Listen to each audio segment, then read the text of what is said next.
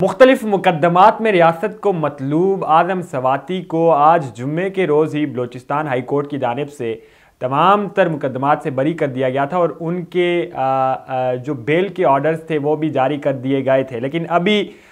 शाम के वक्त सिंध की जानिब से एक बड़ा ही अहम इकदाम उठाया गया है सिंध हुकूमत की जानिब से, और सिंध के वज़ीर आला के अपने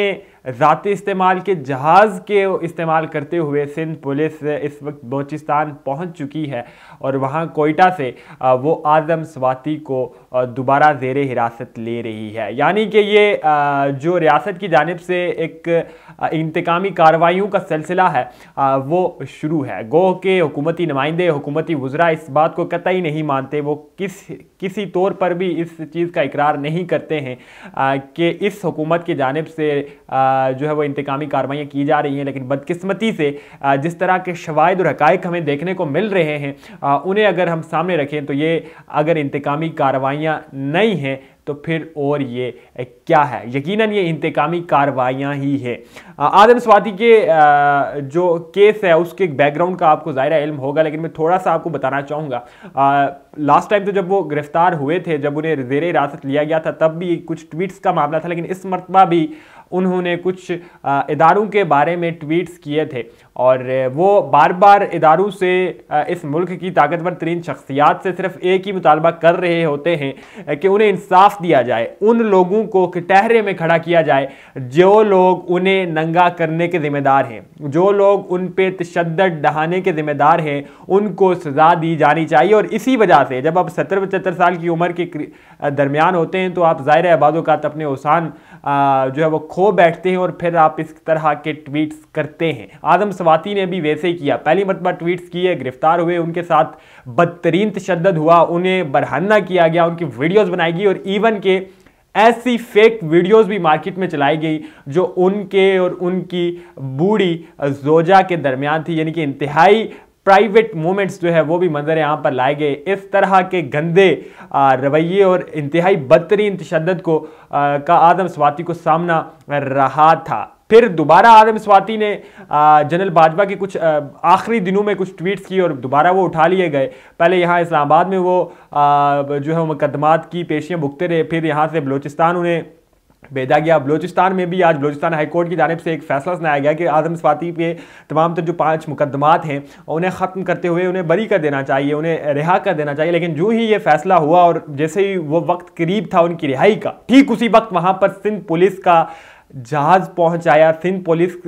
वज़ीर आला सिंध का जो जेट है, जो जहाज़ है, वो बलोचिस्तान लैंड हुआ और उसमें मौजूद सिंध पुलिस के एहलकारान ने आदम सवाती को दोबारा से ज़ेर हिरासत ले लिया है। अब ये मामला सिंध के कंधों पे डाल दिया गया है और सिंध हुकूमत, पीपल्स पार्टी की हुकूमत पे डाल दिया गया। और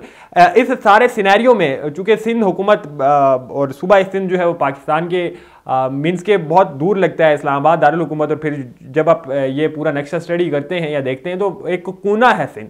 और जब सिंध तक को इस तरह की घिनौनी हरकतों में इन्वॉल्व कर दिया जाए तो फिर आपको समझ लेना चाहिए कि इस वक्त के हुकाम और ताकतवर तरीन लोग कहाँ पर स्टैंड कर रहे हैं ताकि उन्हें इस तरह के हथकंडे इस्तेमाल करने पड़ रहे हैं। यानी कि इस्लामाबाद में रहने वाले शख्स को अब सिंध पुलिस इस मुल्क के दूसरे कोने में से की जो गवर्नमेंट है वो उठा के ले जा रही है और वहाँ पर उन पर मुकदमा चलाए जाएंगे। खैर ये तो इस हुकूमत के कारनामे हैं, इस हुकूमत की कार्रवाइयाँ हैं जो वक्त गुजरने के साथ साथ सामने आ रही हैं और इस हुकूमत को बरहना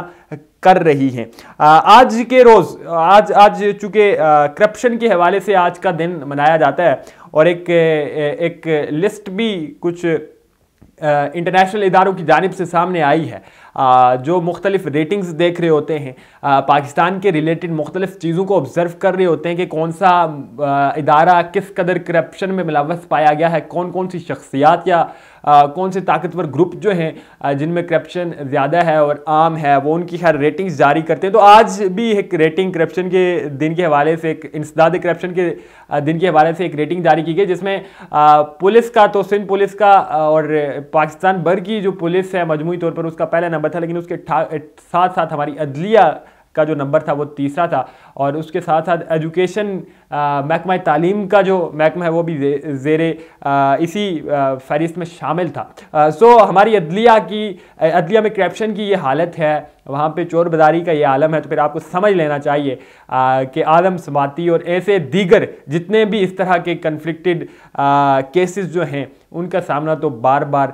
इसी तरह से लोगों को करना पड़ेगा। जो आवाज़ उठाएंगे, जो इस निज़ाम के ख़िलाफ़ आवाज़ बुलंद करेंगे, उन्हें इस तरह के हालात को सामने रखते हुए अपने आगे का लाएअमल जो है वो तरतीब देना चाहिए। असम्बलियों की तहलील का मामला इस वक्त बड़ा शिद्दत इख्तियार कर गया है, और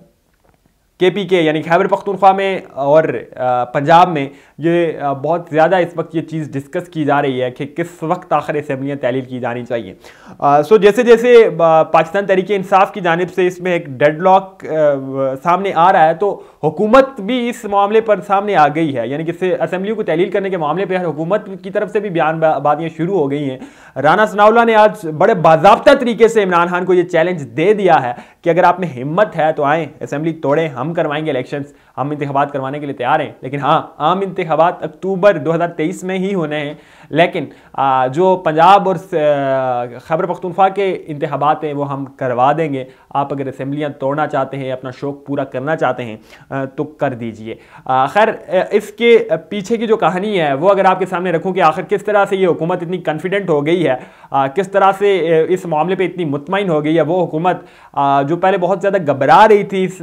इस मामले पे बात करने पे, और बहुत ज़्यादा माज़रत के साथ अनसीरियस थी, चूँकि अगर असम्बली तहलील हो जाती हैं पंजाब और खैबर पख्तूनख्वा की, तो फिर इस पाकिस्तान के 63% हिस्से में जब इलेक्शन हो रहे हैं तो फिर ज़ाहिर है आपको पता है बाकी पीछे कुछ नहीं बचता आम इंतखाबात के लिए। लेकिन जब से पाकिस्तान तहरीक इंसाफ के तरफ से इस पे एक डिले बढ़ता जा रहा है, उस वक्त से ही हुकूमत जो है वो कॉन्फिडेंट हो गई है। खैबर पख्तूनख्वा के तर्जमान हुकूमत है, उनकी जानिब से एक बयान सामने आया है जिसमें वो कह रहे हैं कि खैबर पख्तूनख्वा की असम्बली को या हुकूमत को तहलील करने का जो अमल है वो बराह रास्त लिंक करता है पंजाब हुकूमत के साथ। अब पंजाब का जो मामला है वो बहुत ज़्यादा दिलचस्प है। एक तरफ पाकिस्तान तहरीक इंसाफ तो पूरी तरह से तैयार बैठी है कि ठीक है, असम्बलियाँ तहलील कर देते हैं, हुकूमत को तहलील करके इंतखाबात की तरफ जाते हैं और अवाम को, इस मुल्क के आम लोगों को इस बात का इख्तियार देते हैं कि वो किस हुकूमत को, किस पार्टी को जो है वो बरसरे इक़्तिदार लाती है। लेकिन दूसरी तरफ वज़ीर आला पंजाब परवेज़ इलाही पूरी तरह से इस बात पे डटे हुए हैं कि हमें कुछ सब्र कर लेना चाहिए। कुछ माह ही की तो बात है, हम अगर थोड़ा बहुत सब्र कर लेते हैं तो उसके बाद बजट भी पेश हो जाएगा और हमारे जो मनसूबाजात चल रहे हैं, जिन पे हमारे नामों की तख्ती लगनी है, जिनका हमने फीता काटना है, तो उसका इंतज़ार कर लेते हैं और फिर बड़ी धूमधाम से अपने तमाम तर ये एक आध साल में जो हमने मनसूबाजात लगाए होंगे, गो के वो ज़ाहिर है मनसूबे तो पिछले 3 सालों में जो लगाए गए हैं उन्हीं के इफ्तिताह परवेज़ इलाही करेंगे। लेकिन परवेज़ इलाही ये चाह रहे हैं कि वो जो मनसूबाजात लगाए गए हैं, जितने भी तरक्की के काम हुए हैं, उनका क्रेडिट वो समेट कर ही पंजाब की वजारत आला की कुर्सी से नीचे उतरें। सो इसके अलावा भी कुछ दीगर वजहें भी बताई जाती हैं जो पसे पर्दा बातें हैं, वो खैर अभी आपके सामने करना मैं समझता हूँ ठीक नहीं है। लेकिन आने वाले वक्त में जब चीज़ें बहुत ज़्यादा ट्रांसपेरेंट हो जाएंगी तो वो भी आपके सामने रखेंगे कि क्या वो मामलात हैं जिसकी वजह से परवेज़ इलाही आज तक जो है इस मामले पर डटे हुए हैं कि असम्बलियों को तहलील नहीं किया जाना चाहिए। उसके साथ साथ आज के रोज़ की इंतहाई अहम और बड़ी खबर जो थी वो ये थी कि इमरान खान को ताहयात नाअहल करने के लिए एक दरख्वास्त इस्लामाबाद हाई कोर्ट में दायर कर दी गई है।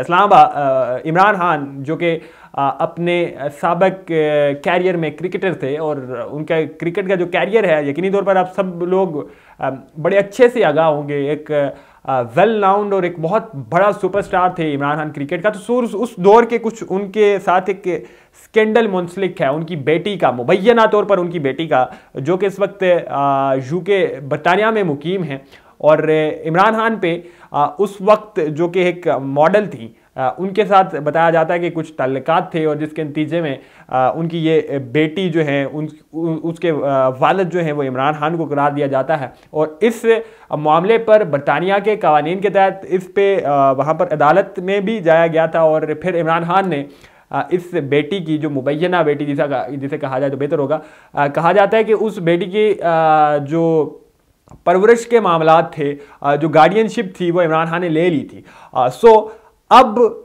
ये मामला अगर पाकिस्तान की तनाज़र में देखा जाए तो इमरान खान ने अपने इलेक्शन कमीशन के गोशवारों में, कागजाती नामजदगी में और दीगर जितने भी मतलूबा डॉक्यूमेंट्स होते हैं उनमें इस बेटी का जिक्र नहीं किया हुआ। यानी कि टेक्निकली इमरान खान ने सिर्फ 2 बेटों को, यानी कि अपनी औलाद में सिर्फ 2 बेटों को जाहिर किया हुआ है। तो जब हम बात करते हैं पाकिस्तान के आइन के मुताबिक सादिक और अमीन होने के शिक के, जिसके तहत साबिक वज़ीर आज़म पाकिस्तान मियाँ मोहम्मद नवाज शरीफ भी नाअहल करार दिए गए थे और ताहयात नाअहल करार दिए गए थे, उसी मामले के तहत ये इमरान खान भी नाअहल करार दिए जा सकते हैं। चूँकि उन्होंने झूठ बोला है, एक तरफ से ये छुपाई है बात, अगर ये सच्ची है, हकीकत पे मबनी है, अगर ये सच इमरान खान ने छुपाई है ये बात, तो फिर आने वाले वक्त में उन्हें सादिक और अमीन ना होने की वजह से नाअहल करार दिया जा सकता है। बहरहाल इस्लामाबाद हाई कोर्ट में आज